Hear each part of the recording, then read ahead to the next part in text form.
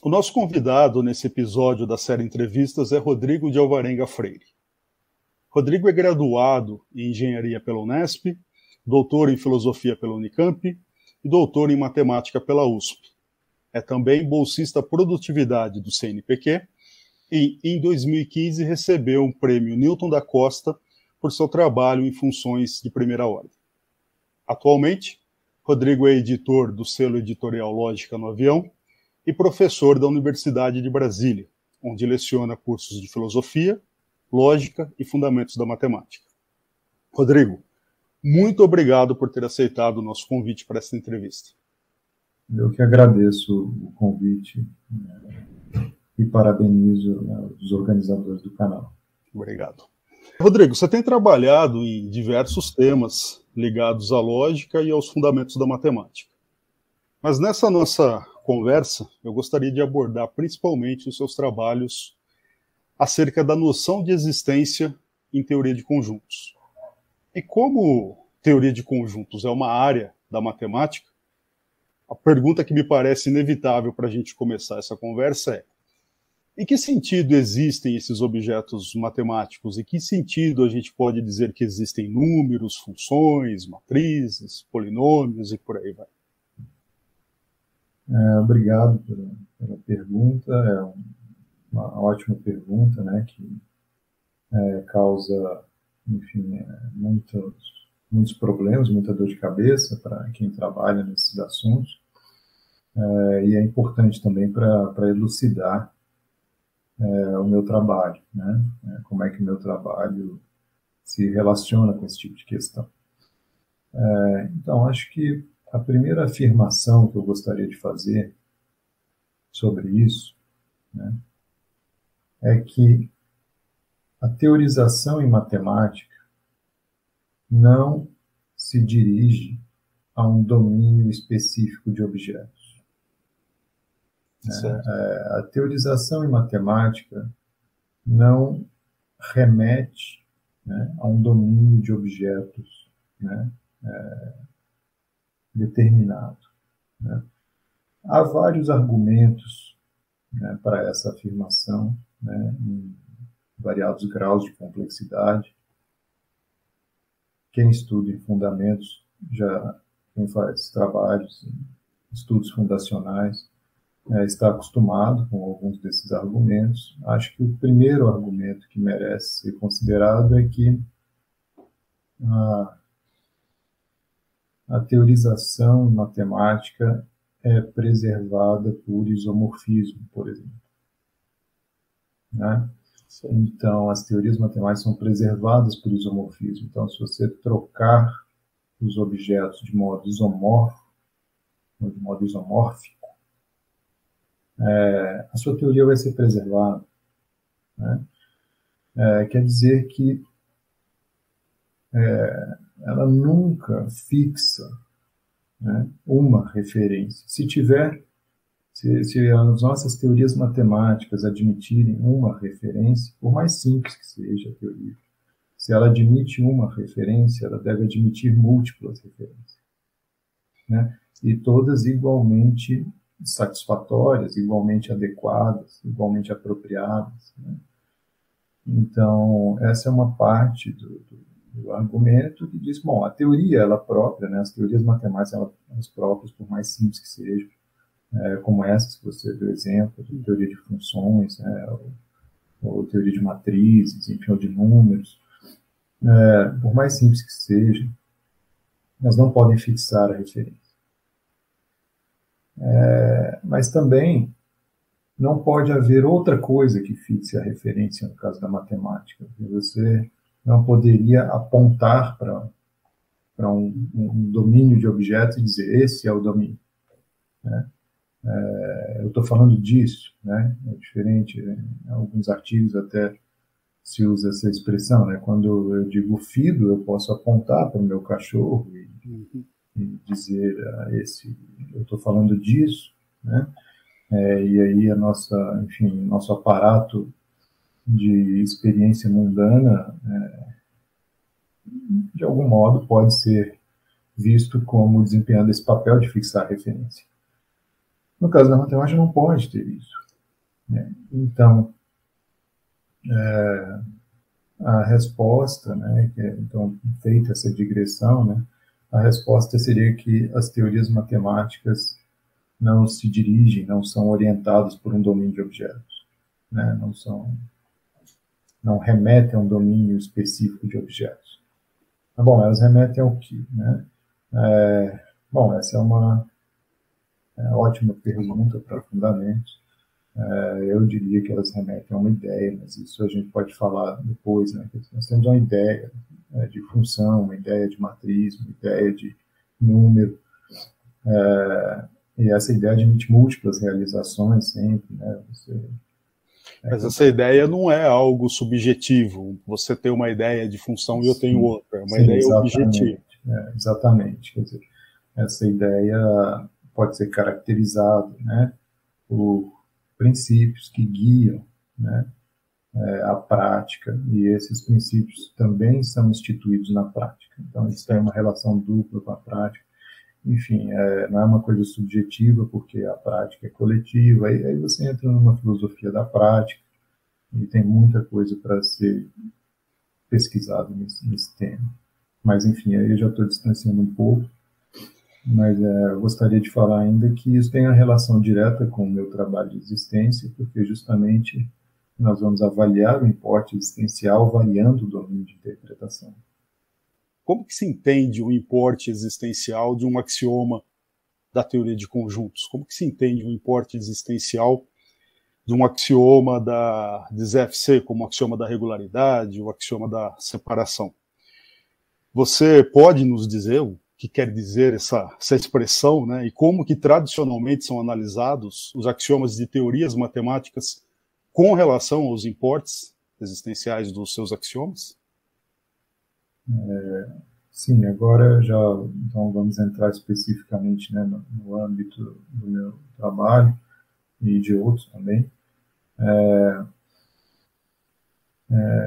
No caso dos meus trabalhos, há um paralelo, uma espécie de paralelo que eu faço entre o importe existencial, por exemplo, e o valor de verdade, digamos. Eu tenho uma teoria semântica do importe existencial, né? Uma sentença, né, admite um certo importe existencial num sentido similar a que a sentença tem um valor de verdade. Né? O importe existencial é uma espécie de valor existencial que a teoria tem, né? Só que no lugar de condições de verdade, né? Então, como é que se determina o valor de verdade de uma sentença? Pelas suas condições de verdade. No caso do importe existencial, nós temos condições de fechamento existencial. Então, o importe existencial de uma sentença seria, né, digamos, o valor correspondente às condições de fechamento que a sentença demanda de um certo domínio para que ela seja válida. Quer dizer, essas seriam as condições existenciais da sentença, né? Quer dizer, qual é o nível de fechamento, né, de um domínio que a sentença demanda para que ela seja válida, para que ela seja satisfeita no domínio. Né? O que a sentença demanda do domínio, né? O que precisaria acontecer para ela valer no domínio? São as condições de verdade em geral, mas as condições de existência são o que precisa acontecer em termos de fechamento do domínio para a sentença valer. Né? Então, quando a gente fala do importe existencial de um axioma, né, da teoria de conjuntos, é assim, o que aquele axioma está demandando, né, de um possível domínio de conjuntos para que ele seja verdadeiro? O que ele está demandando em termos de fechamento existencial? Né? Ele está demandando que os subconjuntos de coisas que existam, ou está demandando que os elementos de conjuntos que existam, ou está demandando que o domínio seja ilimitado por operações que seja fechado por operações que sobem um nível ou que descem um nível, enfim. Esse seria a ideia do valor existencial, mas não havia uma teoria disso bem formulada antes, né? Então, o que motivou o meu trabalho foi justamente a percepção de que havia uma lacuna nessa discussão. As pessoas falavam em axiomas de existência, em várias situações, nos fundamentos da matemática, as pessoas falavam de axiomas de existência, e não havia uma definição apropriada do que é um axioma de existência, era uma coisa meio vaga e que havia alguns contra-exemplos, acho que nós vamos falar disso em breve, mas só para não desviar muito do foco, né? Quer dizer, a noção padrão admitia muitos contra-exemplos que revelavam que essa noção era insatisfatória. Então, isso motivou a minha teorização sobre o importe existencial.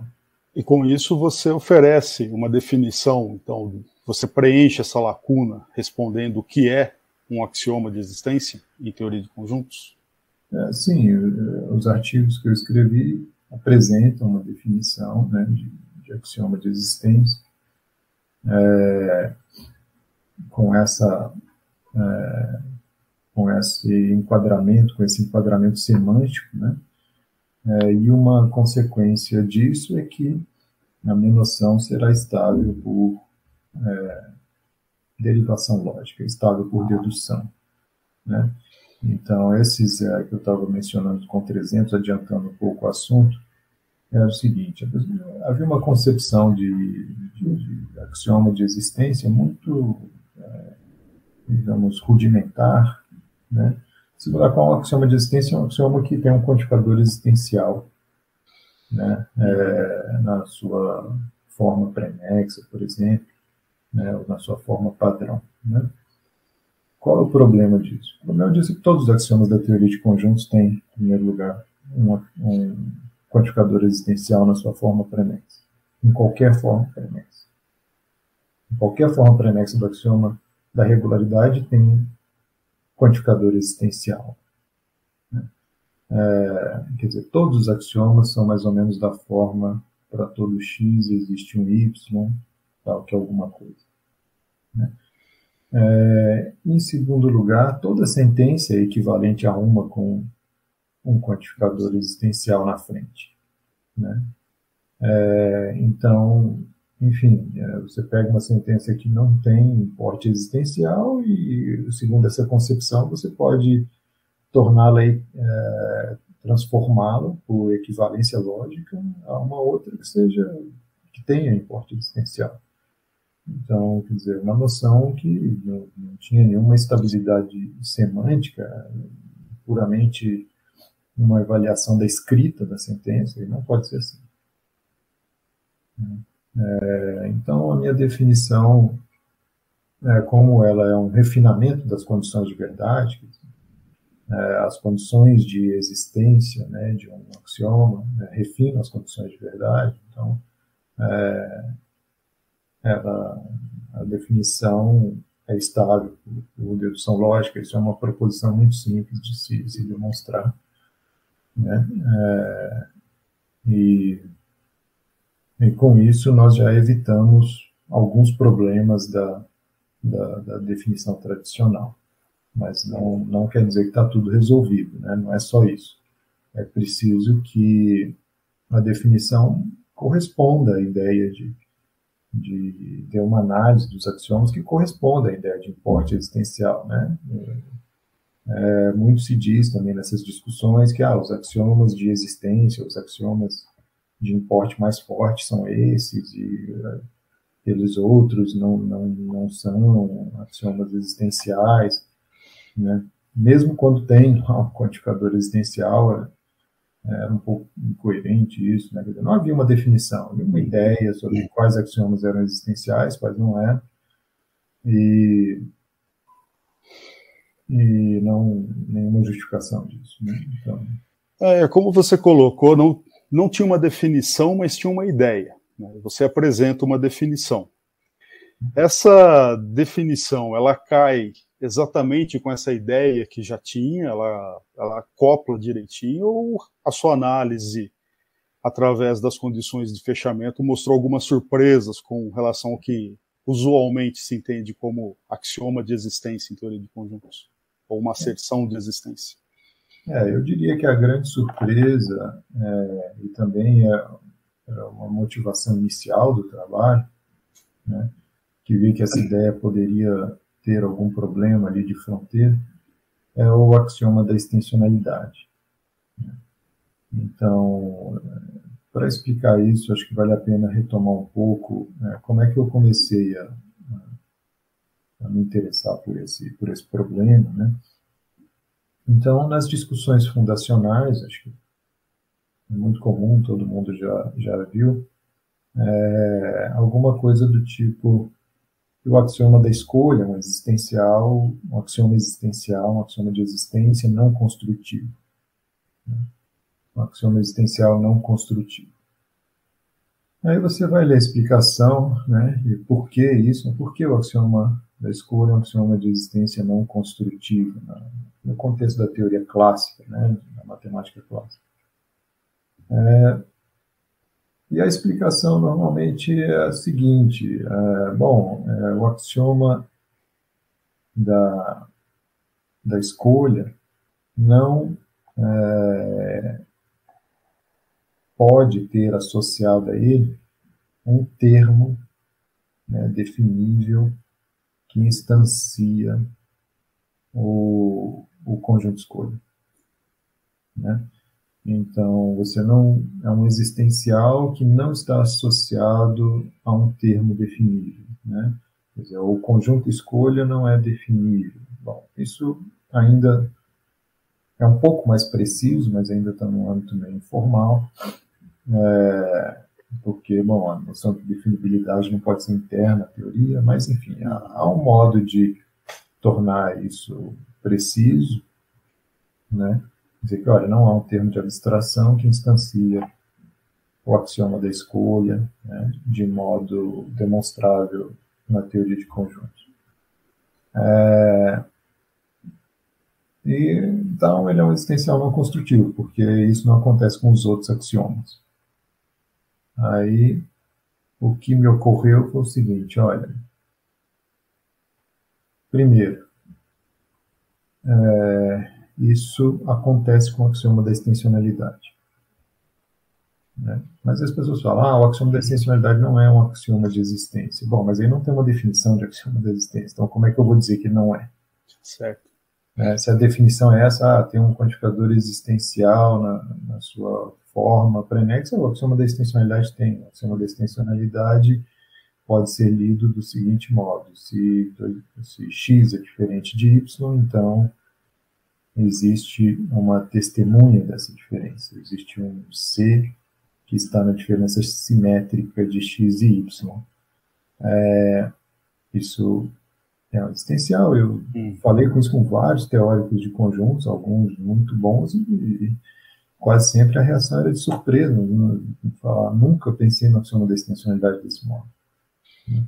Então, isso foi a motivação inicial para começar essa investigação. E aí, quando eu apresentei a definição de importe existencial, de fato, a surpresa é que o axioma da extensionalidade tem um importe existencial, apesar de fraco, tá? Tem lá o grau, né?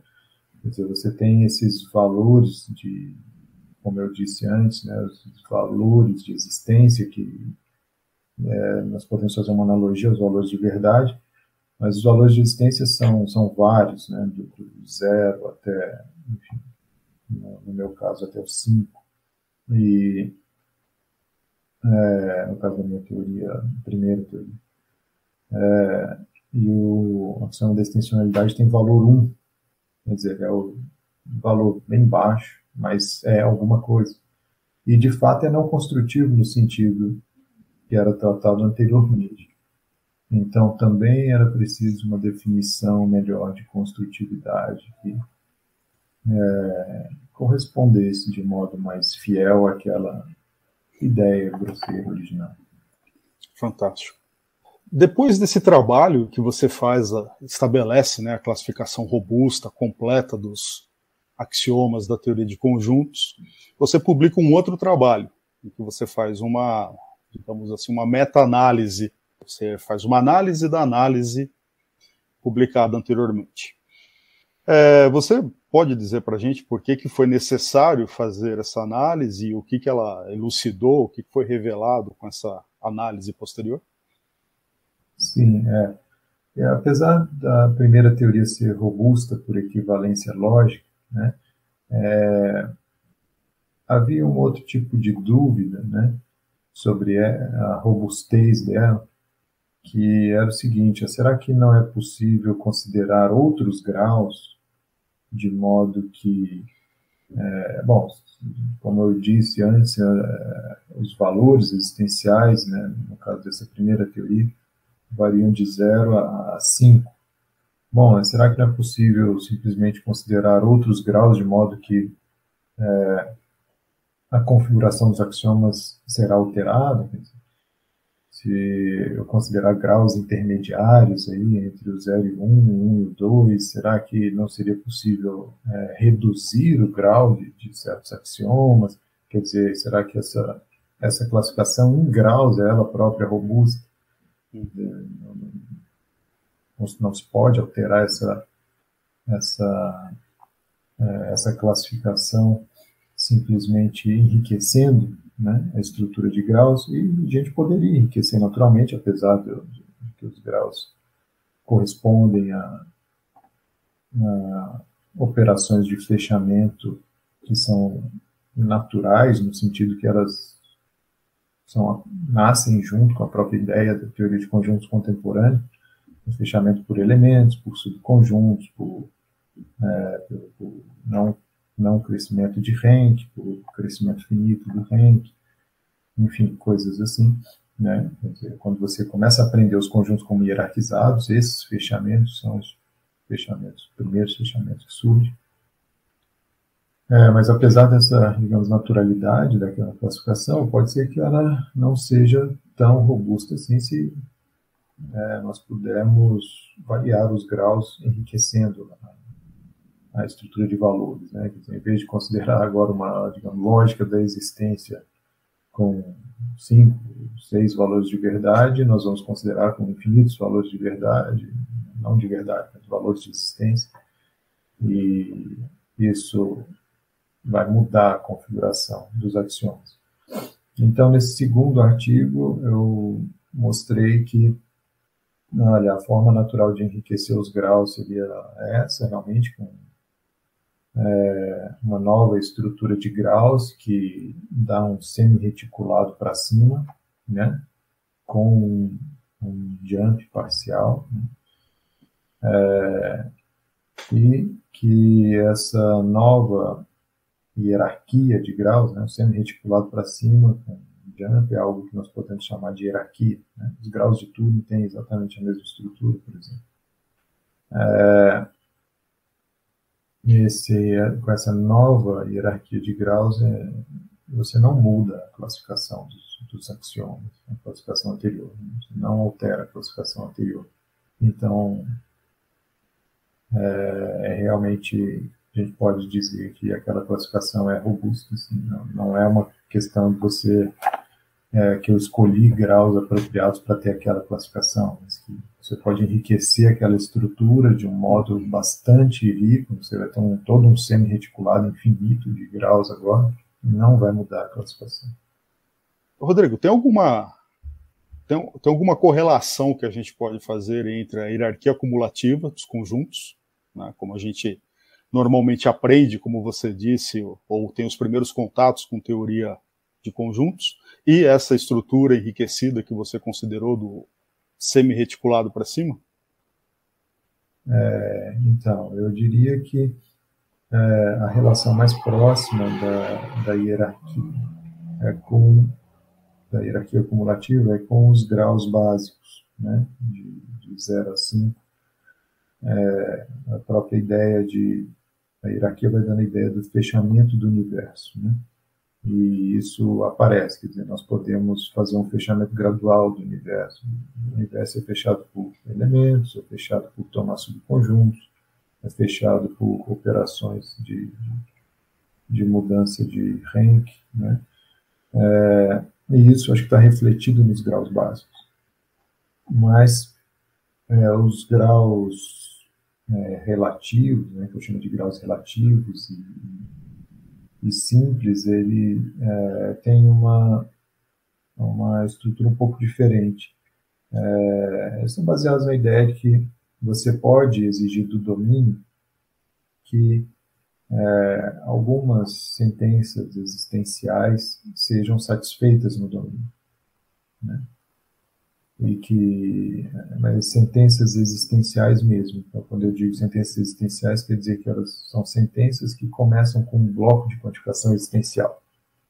Essas não são sentenças típicas de fechamento. A sentença típica que expressa um fechamento do domínio é uma sentença do tipo: para todo x existe um y, né? Que dado um x permite construir um y, né? E, portanto, vai expressar uma operação para a qual, se o domínio satisfaz essa sentença, vai ter que ser fechado para aquela operação, né?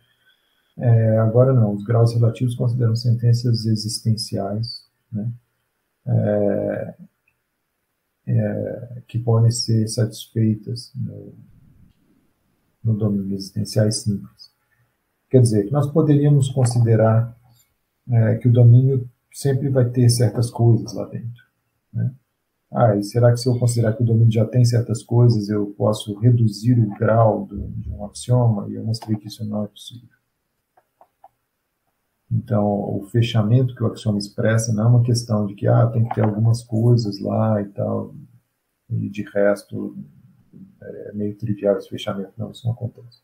Uma questão que sempre surge com relação à teoria de conjuntos é que, sendo uma teoria incompleta, ela sempre está aberta a novos axiomas.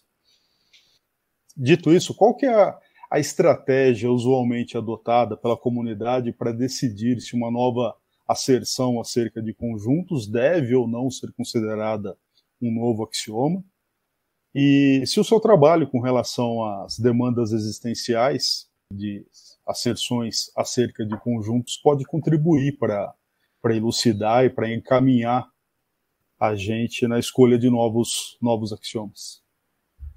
Essa é uma ótima pergunta. Esse é um problema bastante complexo, na verdade, acho que é um problema de maior interesse para a filosofia da matemática, na minha opinião. Que critérios, né, nós poderíamos ter para novos axiomas, para adoção de novos axiomas. E, bom, eu tenho algumas ideias sobre isso, sobre como responder essa pergunta, mas eu vou começar pelo fim, né, sobre como esse trabalho de existência pode ter alguma relação com isso. Então, um novo axioma supostamente seria adotado na teoria para preencher alguma lacuna da teoria. Como você falou, uma teoria incompleta, está sempre aberta a novas extensões, enfim, o que não quer dizer que a gente deva fazer essas extensões, né? Não só por elas serem completas. Tem teorias que são incompletas, mas que ninguém está pensando em completar, né? Então, nesse caso, teria que haver uma lacuna realmente que era esperado que a teoria tivesse preenchido e não preenche, né? O que exatamente é essa lacuna? Isso, bom, quais exatamente seriam essas lacunas, né? Pode ser de mais de um tipo, né? Isso é um problema difícil,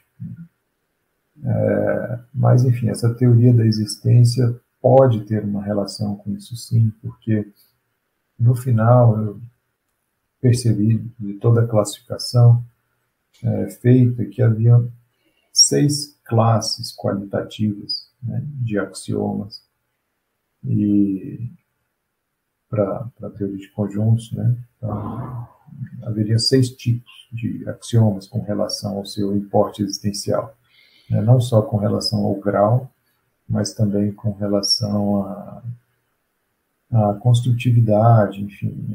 Aí o grau nem estou levando muito em consideração, só o grau 0, diferente de 0, E, bom, se o axioma é condicional, afirma uma existência condicional ou incondicional, e se o axioma é construtivo ou não construtivo, né? Eu poderia pensar que são 8 classes, mas são 6, porque 2 dessas classes seriam impossíveis. Bom, todos esses tipos, né, todas essas classes estão preenchidas na teoria usual de conjuntos, exceto uma. Tem uma classe de axiomas para a qual não tem nenhum axioma, né? Então, nesse caso, essa análise mostra uma lacuna, digamos, da axiomatização que parece realmente uma lacuna, porque todas as outras classes estão preenchidas. Então, há uma distribuição uniforme dos axiomas em relação às demandas existenciais. Então, tem um axioma para demandar um certo fechamento existencial, que seria a transitividade, tem outro axioma para demandar outro tipo de fechamento existencial, tem outro axioma para demandar outro tipo, e tem as variações de construtividade, não construtividade, e de condicionalidade, incondicionalidade, enfim, todos esses graus estão povoados, e todas as classes qualitativas estão povoadas, então, exceto uma, que seria um axioma existencial incondicional não construtivo. E isso poderia indicar uma lacuna que, de fato, coincide com muito do que os teóricos de conjuntos pensam sobre novos axiomas, porque essa lacuna é preenchida pelos axiomas chamados axiomas de grandes cardinais, que são considerados, pelo menos no âmbito da teoria de conjuntos, dos teóricos de conjuntos, são considerados aceitos, né? Assim, são axiomas já considerados usuais. Então, essa teoria do importe existencial pode ter uma relação, sim, com esse problema, né? Dar mais mais um argumento, mais uma lacuna para ser considerada, né? A lacuna existencial. Mas isso não basta, claro, né? Voltando para o início da questão agora, né, quais as estratégias, os critérios para que a comunidade adote um novo axioma, podemos falar justamente sobre esse caso dos axiomas de grandes cardinais ou grandes cardinais, né? E podemos apresentar algumas das considerações que levam os teóricos de conjunto, pelo menos, a aceitarem esses axiomas, né? Justificativas usuais para os axiomas, né, em termos da falta de limitação para a hierarquia, né, ou para a produção de conjuntos, né, ou para os níveis da hierarquia, quer dizer, não há fim concebível para a hierarquia, ajudam a justificar axiomas de grandes cardinais, quer dizer, você sempre consegue um nível mais alto, então é uma forma forte de axioma do infinito. Então, essa é uma consideração que pode ser tida em conta. Uma outra questão que me parece até mais relevante é que os axiomas de grandes cardinais já aparecem em teoremas que são caros à comunidade da teoria de conjuntos, né? Então, eles estão ligados, por exemplo, à questão da determinação conjuntos projetivos, né? Então há uma conexão muito isso seria análogo ao processo de incorporação do axioma da escolha lá nas discussões de um século atrás? Exatamente. A incorporação do axioma da escolha pelos trabalhos de história que nós vemos hoje tem muito a ver com isso, quer dizer, com preservar um patrimônio que a matemática se importa. O axioma da escolha ele levou a teoremas, né? Ele era usado em demonstrações que são caras aos matemáticos, né? Que eram caras a Hilbert, por exemplo, né? Que ele próprio usou. Então, ele não queria abrir mão disso. Ninguém vai tirar do paraíso que tanto criou para nós, quer dizer que nesse âmbito nós já fizemos coisas que são caras para nós, Ninguém vai nos tirar daqui, não vamos voltar para trás. Né? Nós já fizemos esse trabalho. Os teóricos de conjuntos fizeram. Então, esse teorema, eu acho que o principal é essa conexão muito detalhada, nível a nível, de grandes cardinais com determinação de conjuntos projetivos de números reais. E esse é um tipo de demonstração que é caríssima aos teóricos de conjuntos. Esse é um ponto, a aceitação de um novo axioma. Que aquele axioma consegue entrar em demonstrações que passam a fazer parte do patrimônio da matemática e que, enfim, que os matemáticos se importam para preservar. Isso é algo difícil de acontecer, né? Assim, não é algo que se faz com um argumento, né? Quer dizer, é algo que se faz na prática. É por isso um pouco que a prática institui a ideia da teoria, porque na prática nós não sabemos o que vai acontecer na prática, mas de repente você obtém certas demonstrações que passam a fazer parte daquele patrimônio compartilhado de ideias matemáticas, e aí, enfim, um axioma que está presente ali passa a ser considerado como um princípio do raciocínio matemático.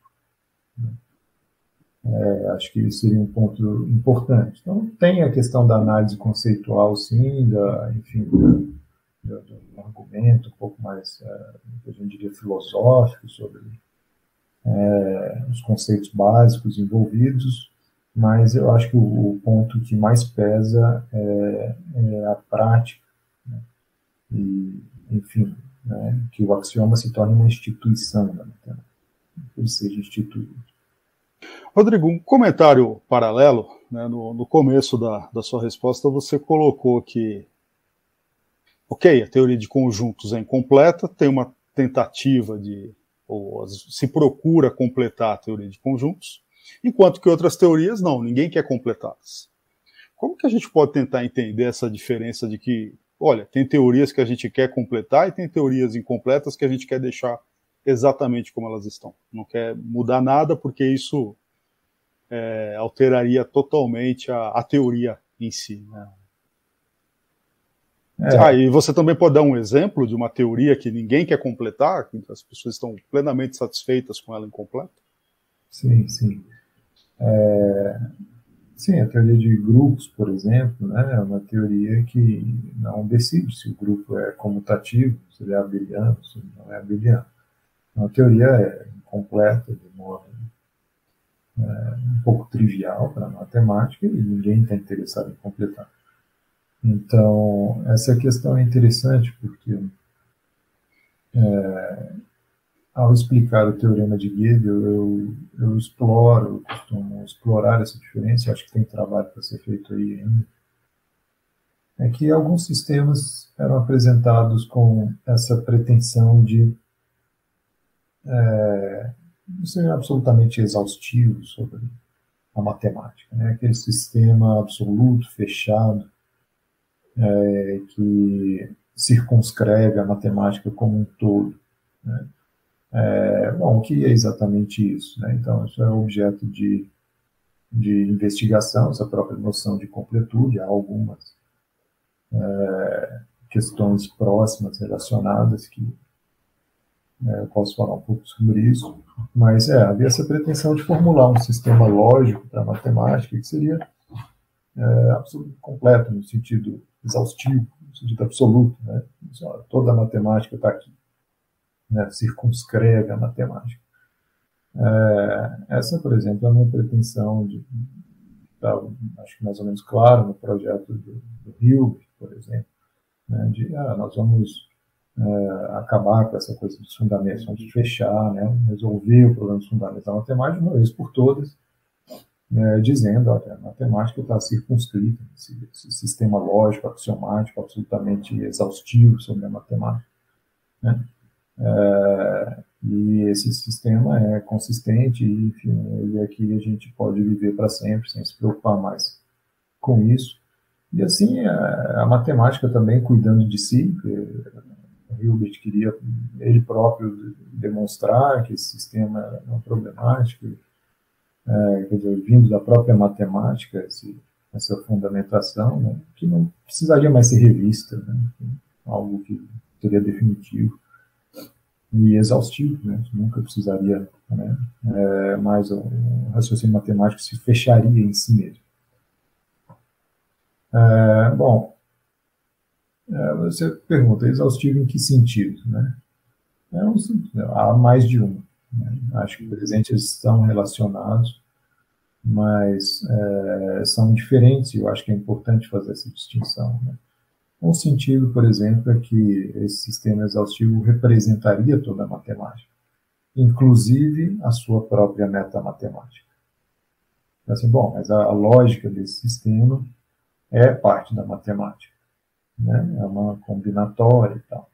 Então, se esse sistema é absolutamente exaustivo para a matemática, ele deve representar toda a matemática, incluindo a sua própria lógica, a sua própria metamatemática. Né? Representar fielmente a sua própria metamatemática. Então, ele deve representar fielmente, por exemplo, a sua noção de validade, porque essa é uma noção matemática. Dizer que uma sentença é dedutível no sistema é dizer que ela é o resultado final de uma sequência de expressões que satisfaz certas regras, né? Cada expressão é obtida das anteriores por uma certa transformação, né? Então, essa é uma noção matemática, por exemplo, a noção de teoremicidade da teoria. Então, dentro desse seu sistema exaustivo, ele deveria representar fielmente a sua própria noção de teoremicidade. E essa, para mim, é a porta de entrada para o teorema de Gödel, porque se isso acontece, o paradoxo do mentiroso pode ser colocado dentro do sistema. Né? A autorreferência também pode ser feita dentro do sistema, já que isso é fácil, relativamente fácil, até na linguagem natural, através da diagonalização, que é outra operação que o sistema deveria representar também. Então, não pode representar toda a matemática. Uma outra noção de incompletude é que, bom, tem sentenças que ele não decide, como essa que eu mencionei da teoria dos grupos, né? Não é que ele só falha em representar algumas coisas, tem sentenças que ele não decide. Bom, acontece que essas duas coisas estão ligadas de perto. Uma outra noção também de incompletude poderia ser vista como a própria indecidibilidade do sistema. O sistema é indecidível, então esse sistema exaustivo poderia ser pensado que parte dessa exaustão, certamente Hilbert acho que pensava isso, parte disso é que o sistema era decidível, tinha um algoritmo, né, para decidir o que está no sistema e o que não está, ele era bem fechado em si. Né? A indecidibilidade também é uma certa forma de falha do sistema, que também está ligado a essas outras duas. Né? Se o sistema fosse completo para sentenças, ele seria decidível, e, enfim, também se ele falha em representar a sua própria noção de validade, quer dizer que ele é indecidível, então ele é incompleto. São noções diferentes e relacionadas, mas que acho que é importante ressaltar. E, enfim, havia essa pretensão da matemática poder ser apresentada como um sistema fechado, exaustivo, que representa fielmente tudo que a gente quer representar em matemática. E isso se revelou impossível pelo problema da autorreferência. O sistema não pode representar fielmente ele próprio, dentro dele. Gostaria de te perguntar em que você está trabalhando atualmente, hoje, amanhã, quando você voltar às suas atividades de pesquisa, qual é o foco do seu trabalho atual? Eu tenho feito uma pesquisa nos últimos anos sobre a hipótese generalizada do contínuo, né, dentro da teoria de conjuntos, um trabalho um pouco mais técnico dentro da teoria de conjuntos. A ideia era produzir para a hipótese generalizada do contínuo justamente algo similar que nós temos, por exemplo, com o axioma da escolha. Né? Então, para o axioma da escolha, nós temos um resultado que diz, por exemplo, que esse axioma é equivalente a um teorema de estrutura importante na matemática, que é o teorema de estrutura dos espaços vetoriais. Todo espaço vetorial tem uma base. Uhum. A questão é, será que há algo similar para a hipótese generalizada do contínuo? Será que há um teorema de estrutura na matemática que é equivalente à hipótese generalizada do contínuo? Eu consegui obter um resultado nessa direção, em que a hipótese generalizada do contínuo é equivalente à seguinte hipótese de estrutura para as ordens lineares. Toda ordem linear mergulha qualquer boa ordem menor. Né? Então, você diz, toda ordem linear mergulha de modo crescente ou decrescente, mas mergulha. Desculpa te interromper, mas você pode dizer para a gente brevemente o que significa esse mergulho, boa ordem e ordem linear? Claro, tem na matemática um tipo de estrutura básica da matemática, são as chamadas ordens lineares, e também um outro tipo básico são as boas ordens. As ordens lineares são relações de ordem, né? Relações de comparação de ordem, em que todos os elementos são comparados, dados dois elementos, eles são comparáveis entre si. Quer dizer, por isso que a gente chama de linear, quer dizer, que é uma relação de comparação de ordem que nós podemos desenhar numa linha, porque dados dois elementos, ou um está à esquerda do outro. Então, você pode desenhar numa linha, não precisa de outras dimensões. Uma boa ordem é uma relação de ordem que é linear e que, dado qualquer subconjunto, né, qualquer parte não vazia dessa ordem, tem um menor elemento. Então, uma boa ordem é uma ordem que assim, tem um primeiro elemento, e depois tem um segundo elemento, tem um terceiro, quer dizer que dado uma sequência de elementos, tem o primeiro que está acima de todos, sempre. Né? Quer dizer que é mais ou menos uma fila. Né? O primeiro elemento da fila, o segundo, o terceiro, enfim, isso continua, enfim, pode continuar infinitamente. Então, um teorema de estrutura importante é saber se quando é que eu mergulho uma boa ordem numa ordem linear. Bom, o que é mergulhar? É o seguinte, você consegue copiar essa boa ordem dentro da ordem linear, só que pode ser de modo crescente ou de modo decrescente. Né, de modo direto ou inverso. Tem uma cópia da boa ordem dentro da ordem linear.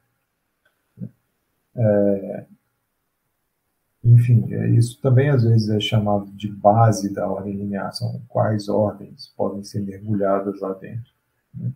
Não, mas é um teorema de estrutura para a ordem linear, saber o que você pode mergulhar na ordem linear. E eu provei esse resultado que a hipótese generalizada do contínuo é equivalente à hipótese que toda ordem linear mergulha qualquer boa ordem menor que ela, menor em cardinal. Então, se a boa ordem for menor em cardinal, ela tem que ser mergulhada. Quer dizer que para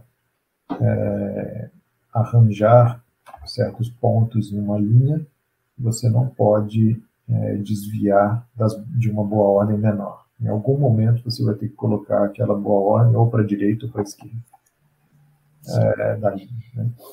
E tem um outro teorema que eu também consegui sobre isso, outro equivalente à hipótese generalizada do contínuo, que vê a hipótese generalizada do contínuo como um princípio de hierarquia da teoria de conjuntos.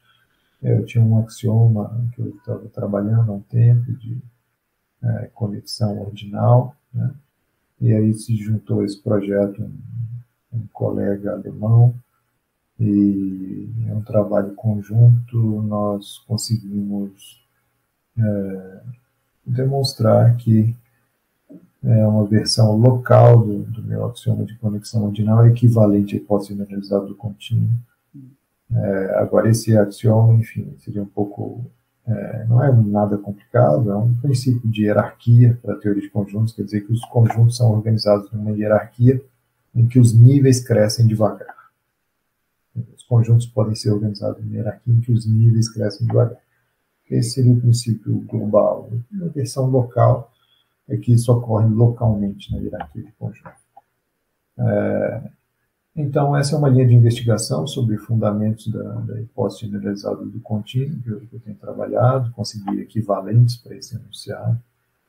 E uma outra linha de investigação que eu tenho explorado recentemente, até agora, até pouco tempo, é a axiomatização que eu apresentei para force em extensões genéricas. E esse mesmo colega alemão também se envolveu com esse projeto e nós conseguimos apresentar uma axiomatização que já engloba o forcing de classes, né, que era um problema da teoria do forcing, entender melhor o forcing de classes, e com uma axiomatização eu acredito que fica mais claro, mas tem a ver com a primeira pergunta até da nossa entrevista, porque há várias construções diferentes para as extensões genéricas, né?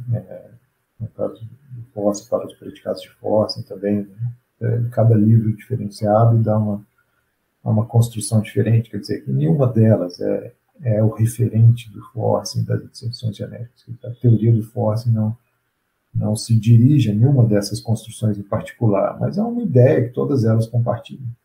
E qual é essa ideia? Então, meu trabalho visava axiomatizar essa ideia, né?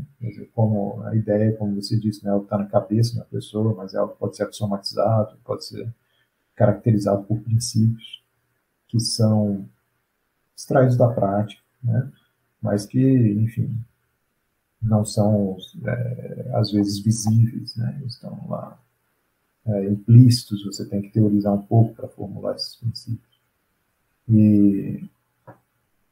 E aí eu trabalhei com isso, que é uma contribuição para a teoria do force, né? E nós fizemos também esse trabalho para forcing de classes e ainda tem alguns problemas para resolver nesse assunto que eu espero me dedicar. E daqui para frente tem outros temas que eu pretendo retomar. Eu já fiz investigações na área de definibilidade desde o início da minha trajetória. E nesse momento estou interessado em retomar um pouco alguns pontos sobre a teoria da definibilidade. Devo me dedicar um pouco a isso, que é um tema mais de lógica mesmo, um pouco menos teoria de conjuntos. Eu devo me dedicar a esse tema nos próximos meses, anos. Aí. Ótimo. Temos temas, então, para próximas conversas, para novos encontros. Tem sim. Maravilha. Rodrigo, muito obrigado pela conversa. Espero, claro, revê-lo em breve e que tenhamos novas conversas acerca do seu trabalho e acerca também de questões gerais acerca de lógica, filosofia e fundamentos da matemática. Eu que agradeço a oportunidade mais uma vez e sim, espero encontrarmos em breve e podermos conversar mais sobre esses assuntos. Maravilha. E para você que ficou com a gente até o final, muito obrigado por ter assistido o vídeo até aqui. Um abraço, até a próxima e tchau.